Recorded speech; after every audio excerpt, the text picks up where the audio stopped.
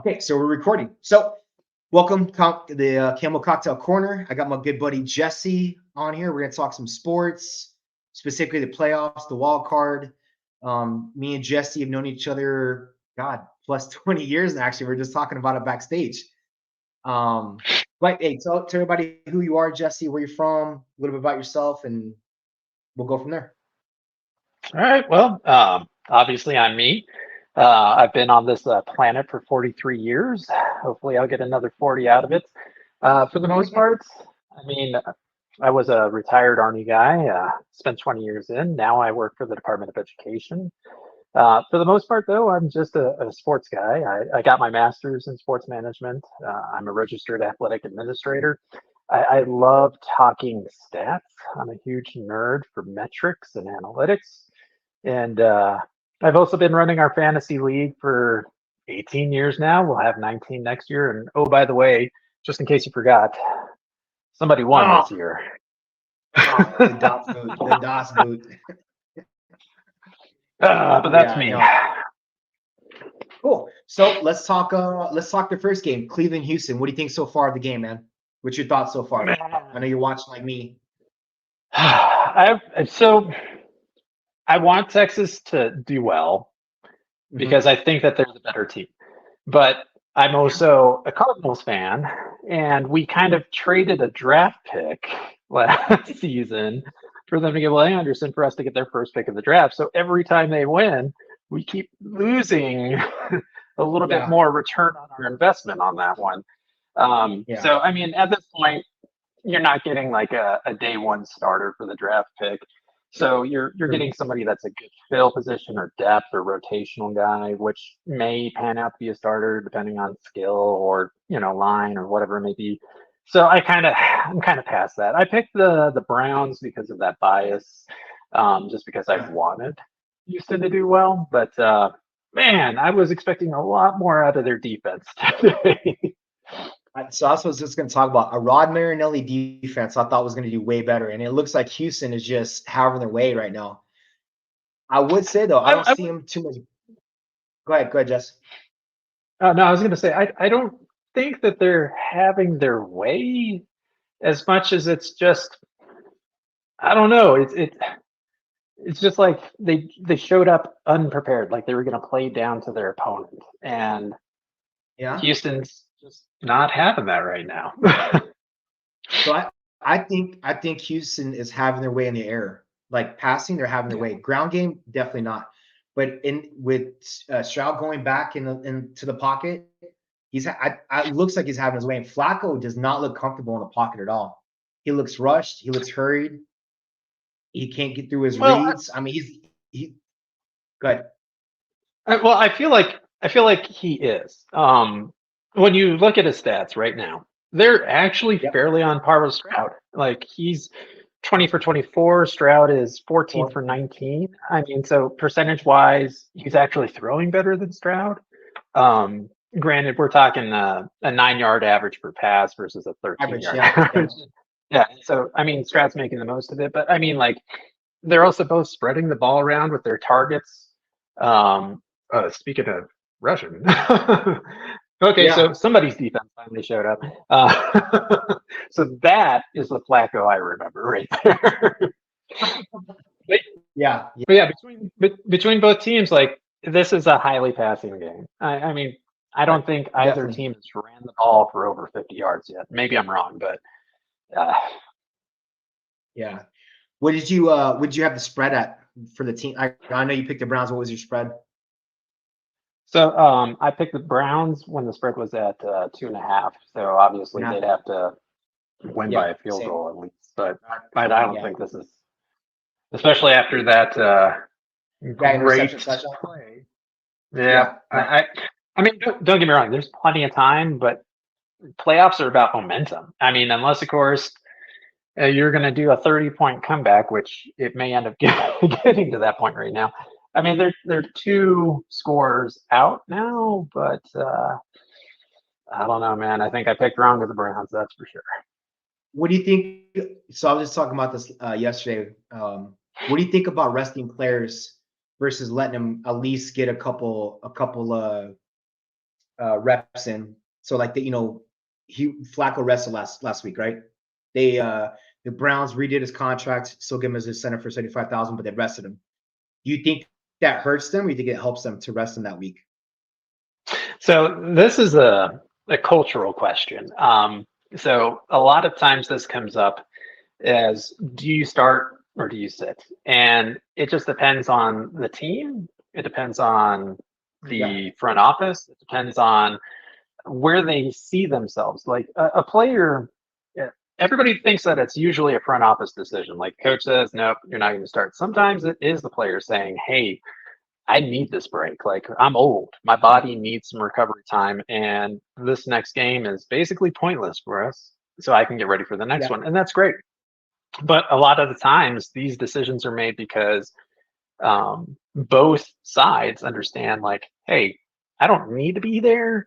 But then other times there's more lucrative responses to it because you have players that might be on the edge of getting a bonus because they need one or two more receptions or they need to gotcha. pass for another And touchdown. tackle, So and yeah, yeah, yeah.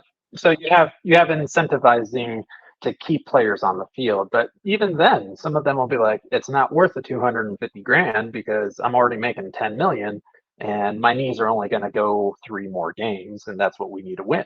So no, I'm yeah, a fan of either because the team knows their players best. The players know themselves best, and if they feel they need to sit, by all means, as a fan, it kind of sucks that you don't get to see those yeah. people. And I mean, even in the fantasy world, when we first started playing the fantasy league years and years ago, we ran the championship on the final week of this year, and Yep.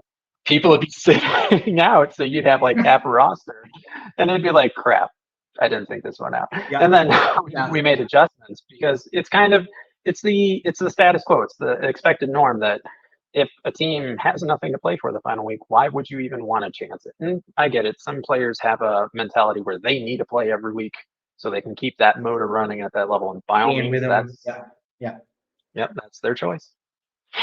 So I think they should have kept Flacco in last week because it looks like his timing is a little bit off on this game, And I was just talking about this yesterday. Like it's crazy. Like I go back to like when the Bucks played. Obviously the Bucks. I'm a Bucks fan, but when we with Brady when we won the Super Bowl, we're wild cards. So we played all the way through. I think we had the momentum and that timing all the way through versus like a Packers who we beat, NFC Championship game who had the bye, who I think we're a little bit rusty. So I always wonder, which there's a lot that goes into, hey, do I bench a player? Do I not want to play? But does it affect your timing? Does it affect your, just your whole game prep and everything to have that week off and then go back and play? Um, I don't know, but I think also a lot is momentum, like we were talking about. I mean, Houston's got some really good momentum. I thought Cleveland did too, but I think last week losing to the Bengals really, I think it kind of shut down some of their momentum that had going into the wild card. Because you look at the week before, they were on all cylinders, man, firing. Run game, passing, defense. Last week, it was a piss poor showing, but I don't know if it's because, hey, we don't really need this game because we're already in the playoffs, or is it, hey, we have some holes that we need to fix, and I don't know. It kind of looks like it's kind of being exposed a little bit here tonight. I don't know. I don't know, man. It's a tough call. Obviously, we're not the owners of teams, but or coaches, but man, it looks a little different. But then you look at Joe Flacco's been there. He's been a playoffs Super Bowl winner, so he knows he's been there. He's done that. So I don't know, man. Like I'm just very surprised by Cleveland's defense. How they're not playing like we saw them through the airplay. I don't know. What do you think about their defense so far? Well, I mean, to go back to what you were talking about before, sometimes momentum, while it's a great thing, getting punched in the face right before something happens is usually pretty beneficial. And I mean, Yes, true, it's just true. kind of like whatever NFL team for the season is undefeated and they get that one loss and it's a sour loss and then they go on to win the rest of the games just because like Yeah, they needed that. Nobody wants to be the Patriots and win yeah, everything except for absolutely, absolutely. the Super Bowl because, I mean, it doesn't matter how good your year was at that point. Yeah, you went undefeated in the regular season, you didn't win it. So it's basically no one wants to talk about that year anymore. We just focus on the other championships that they won. True. I mean, But then again, the other thing that you have to think about too is when it comes to playing the sport of football, it's a marathon. It's not a sprint, and because of that, you certain certain skill positions play the game differently throughout the year. And when it Absolutely. comes to defensive players, especially, they tend to run their motor honestly between 60 and 80% throughout the year Yeah. because they don't need to because they're going full speed so frequently that they're going to Yep. get injured. And you'll see it on any of these plays.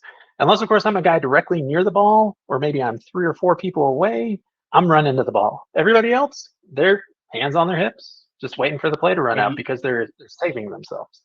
But when you you get to the talk. playoffs, Yep. yeah, No, when I you was get gonna to the say. playoffs, say every game could be your very last game. And so you finally get 100%. So we're actually seeing their defenses as they would have played the entire season if they could keep that pace. And I just, I don't, man. Yeah, let's call this one. I'll straight up call this one. Houston has locked this one down. Yeah. So I was gonna say Flacco just threw another interception. They ran it back for a touchdown. They're not catching up. They're not a catch up team. They could be close, but they're not a catch up team. No, So you Flacco's talked about Flacco's the manager. exactly. And he reminds me of Brad Johnson going back to the Bucks. When the Bucks won back in 01, he wasn't a great quarterback. He was a game manager. Our defense won it, but I think Flack was a good game manager, but he's not the quarterback. Think about it. When they won the Super Bowl, it was their defense for the Ravens. When he was a quarterback for the Ravens, it was a defense that won the Super Bowl. It wasn't them. But hey, let's move on to the next game. So Dolphins and Chiefs. Dolphins at +4.5. What's your call? You're the number guy. So this one's this one's a little bit tougher because Same. Yeah. the potential for a point outburst between these two teams is crazy high. I don't know what the over under is for the actual game, but if it's under 44, I'm hitting the over. Um, I think now, it's 43.5 right now, even. It ooh, so they have Dolphins over 43.5, and they have the Chiefs under 43.5.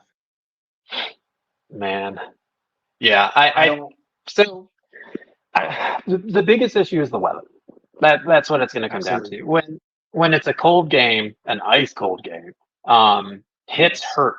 I mean, it's It's gonna be already a what, physical game. -0 there? It's gonna be I -0 in forgot. that game, I believe. I forgot what it was. I remember seeing something with the wind chill effect being in the negatives, Yeah. and it's going to hurt. And I think players, while they want to play 100%, are they'll be quicker to pull up on a running Yep. route. They'll be quicker to take the knee or to basically give themselves up in a play that they could, or running out of bounds versus getting that extra yard. And I mean, these are just commonalities that you see. So it's not to say anything that that's what the Chiefs are going to do. That's what the Dolphins are going to do. But I think that this game screams running. And that's going to Absolutely. possibly limit.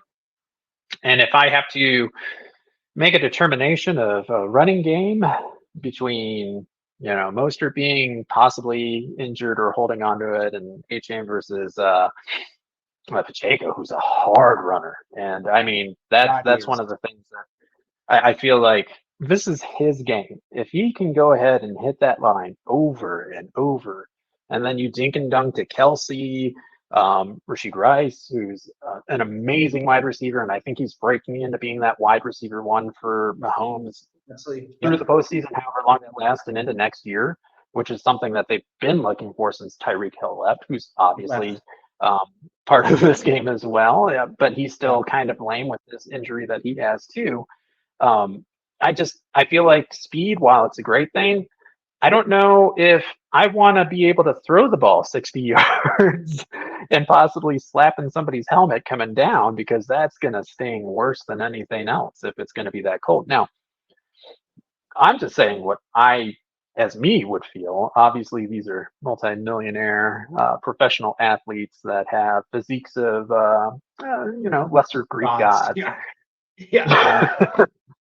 But I feel like it's the Chiefs to lose. I really do. And I feel like this might be one of those things where I don't know if we trust our kickers because that ball's going to be a brick. And as a guy that was a kicker, I can tell you right now, if the ball's a brick, it really, really sucks to kick. But Yeah, yeah, I would say that this is going to be one of those things where it's like maybe like a 21-14. Like if you're not scoring a touchdown because of a fumble recovery, I don't know. And again, I could be incredibly wrong, but my confidence is that the Chiefs will win, the Chiefs will cover, and then moving on. same. I do think so. I think the Chiefs will cover. I do think though it depends because Waddle and Mostert are still questionable. They're going to be a game time decision.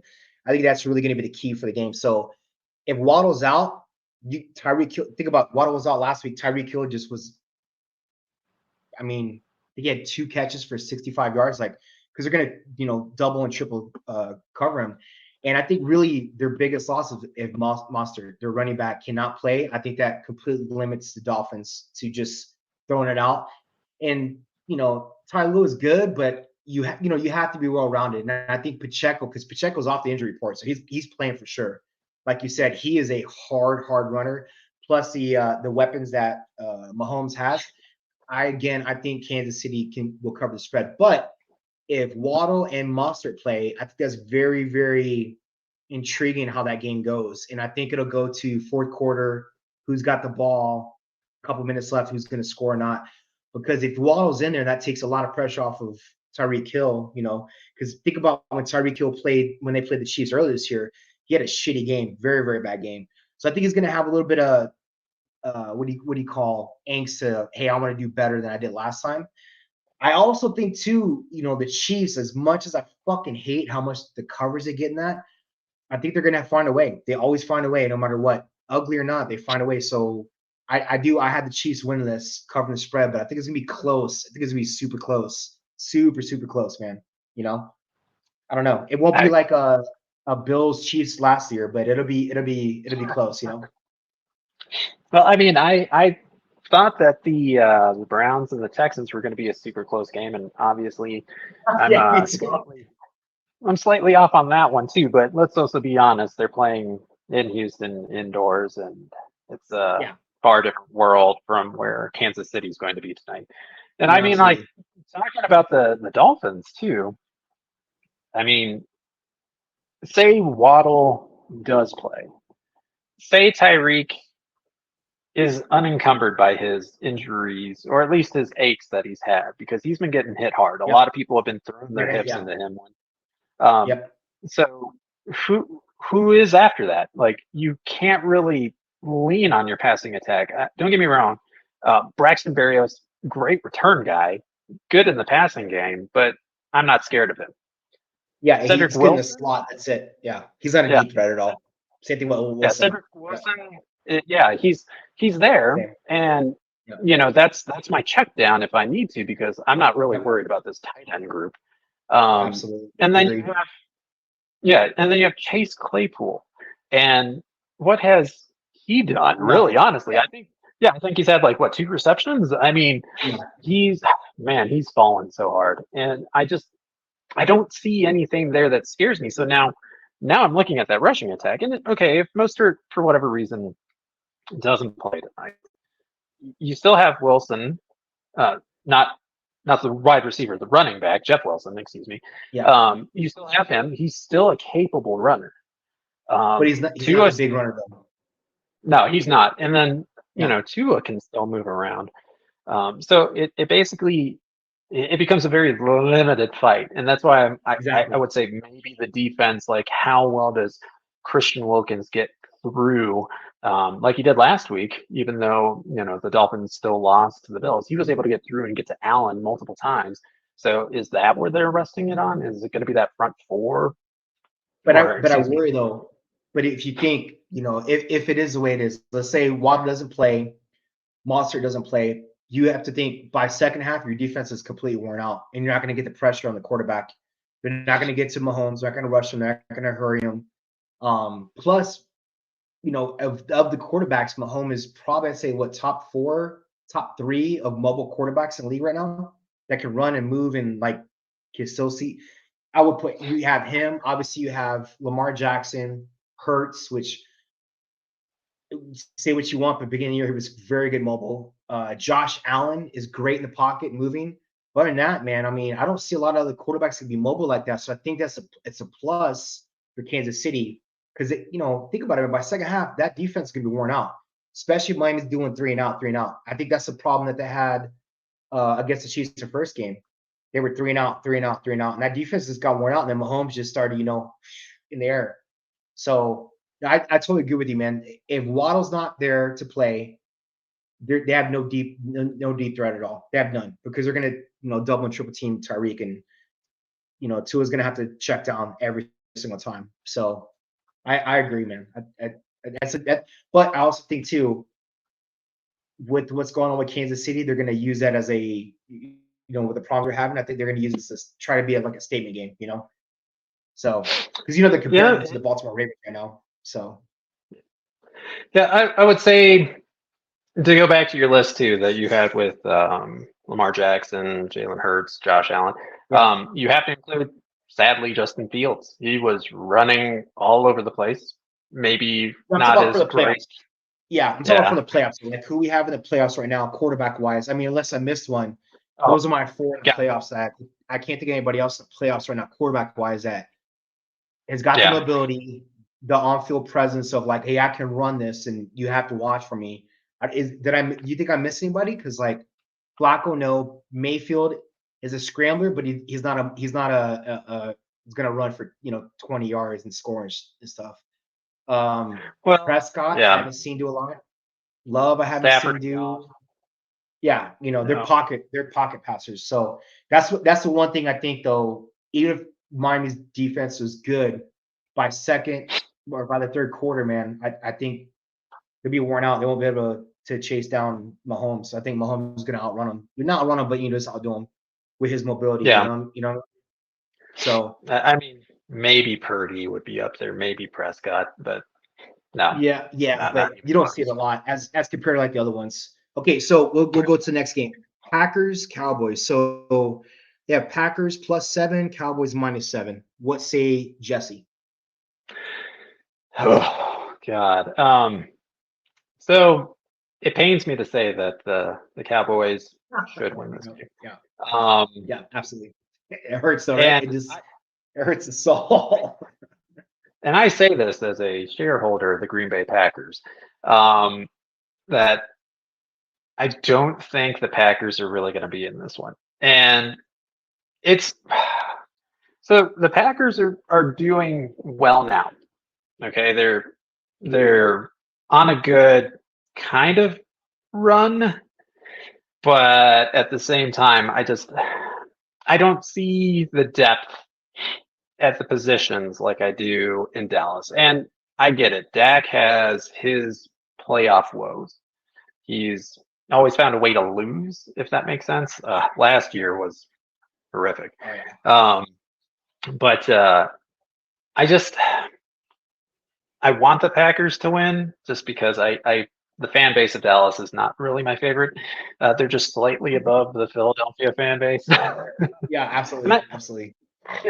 It's nothing against them. Like at least Dallas has championships. Philly just got one recently, but they had acted like they had 10 years prior. And good on them. Here I am, a Cardinals fan. We've been to one Super Bowl. Yeah. So, but we're a little bit more humble. But yeah, I cannot see this Packers team outscoring Dallas. Not in Dallas, not with the efficiency that Dak is showing of late. Tony Pollard as a running back this year has been underwhelming. Don't get me wrong, he's got a great stat line, but I don't see anything that made me scared of him like when we had peak Zeke. That was a rushing attack that I would be worried about and I would scheme around. But Tony Pollard is just he's kind of got the Adrian Peterson upright style of running. Absolutely. And that's great for longevity. Yep, that's great for longevity in the sport, but he doesn't have the skill set that AP had, so it doesn't show in the flashes. Like it's just a good comparison. But CD Lamb is so hot right now. I That's what I was gonna say. that as a wide receiver, being at that point of the season, your ability to play at just now as we're coming into the postseason, and then looking at a Packers secondary that they traded their best player, Rasul Douglas, to the I Bills know. mid-season, Yep. and Yep. you're telling me you've got enough to take on CeeDee Lamb and then throw in Brandon Cooks in there to kind of change it up a little bit. I mean, like, I And don't when they see put this. CD Lamb out of the backfield as well on a lot of plays, and he's I so this is the one I'm curious on. So on the point spread, they have for 50 and a half, they have the Cowboys under, and they have the Packers over 50 and a half point spread. What do you think? I could see this being a 35-21 and that 21 only coming in garbage time. And I think that might be what that over would be. I think Is I'm so. waiting That's for what I think it is too. Yeah. If Yeah, I pick the over, I'm assuming there's going to be a garbage time touchdown that gets me that in the fourth last bit I quarter. need. Yep. Yep. So I Yeah, think no, the I game agree should too. be over by third. Yeah. I am curious though. I am very curious though on how. So the defense, in my opinion, for Dallas, obviously I have CeeDee Lamb on fantasy, so I watch the Dallas games, but Dallas's defense has been solid the entire year. Their offense, though, is the one who's shaky.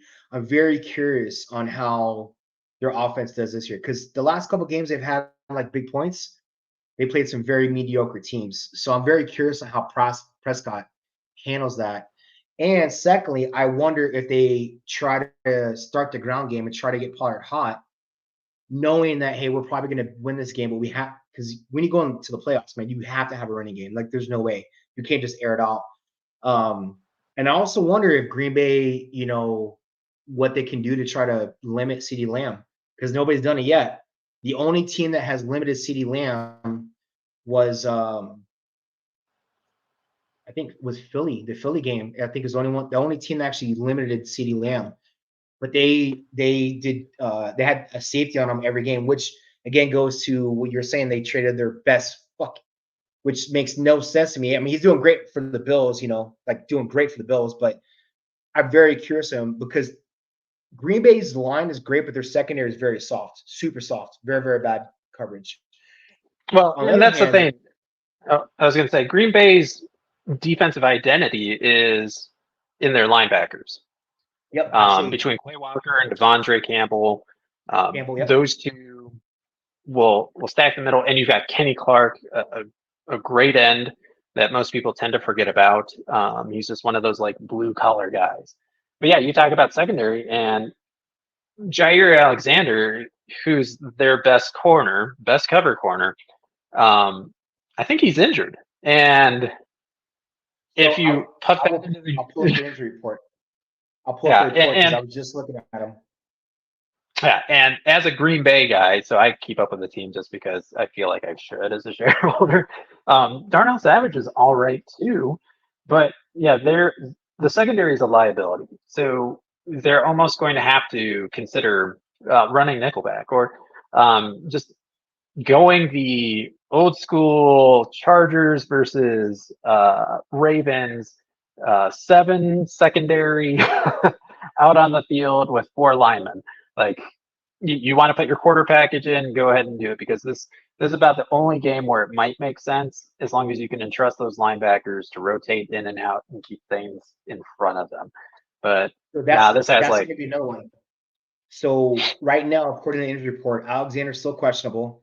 The other one too that I think is going to help Dallas on defense be very aggressive is AJ Dillon. He's not going to play at all, and he's the only running back to have. That's no, he's not great, but at least he gives them. so my biggest concern is if I expect the team to have to try and be in a race with us, because it feels like this is going to be a race. Whoever gets Yeah, to absolutely. 28 first is going to win this game. Um, I'm Yeah. more worried about Christian Watson than I am about AJ Dillon, because Aaron Jones is a very capable running back, and Yeah. he can hold the load his entire self. Dillon is um, a great running back to bring in on short distance downs, or just But when I you think want to go ahead. pass coverage though, he's great. The other thing though is Watson's questionable, and the thing I don't think he's gonna play because he's questionable with hamstring injury. I don't see him playing, man, with a hamstring injury as a receiver. I mean, that's a tough So one. It's super tough. here's here's the question that you have to ask yourself: if you were that player and you are now in the playoffs and you Hall have of a Fame. very young career, yeah, and Yeah. you think that this injury is 65%, I'm still going out there for as much 65% as I can What if I'm I saying is feel I can. how Oh effective God, would no, it be? yeah, That's what I'm saying. I That's would what I'm be. saying if it was like a turf toe or a thumb injury or a shoulder, yeah. But a hamstring on a receiver, that's huge because that's Oh yeah. speed, get No, off your block, you know. I'm definitely not looking for him to stretch the field, unless of course he's closer to No, 100%. He would be a five and out maybe a guy check on down short. Yeah, or that slot that's all I'd or be asking even of him, slot. just because him just being there, being a presence, pulls. Somebody has to Absolutely. commit in that secondary Commit to to at it. Yep. least keep their eyes on him. So if anything, I would be stacking trips wide with one on the left, and then I would just be like, put him on an island, get somebody stuck over there, and then I'd be doing pick plays left and right. I mean, so the Packers still, yeah, Christian Watson being out would be a huge loss. Jaden Reed has come into his own lately. He is Yep. definitely, I'd say, a top 30 wide receiver in the league. So that at least makes him a wide receiver too worthwhile. Romeo Dobbs is another capable receiver, but I mean, I would expect this to be a tight end game. I'd expect Luke Musgrove to have 8 receptions, and I have a just question for because you. he, What's your feel on Love? So I haven't seen him play too much. What's your feel on Love as a quarterback? How's he doing? Is he mobile? Has he got good, on-field presence, or like what's your feel on him, man? well, so at the beginning of the season, you could tell that he hadn't found his voice yet, if that makes sense. Um, Mhm.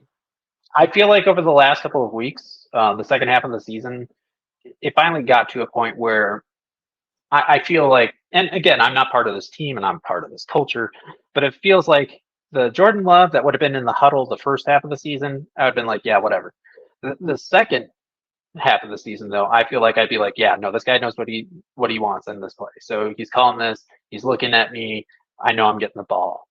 Okay. Versus, well, we'll see. I'm going to run this route and hopefully he gets it off in time. Like I feel like his progression over the season has been very positive.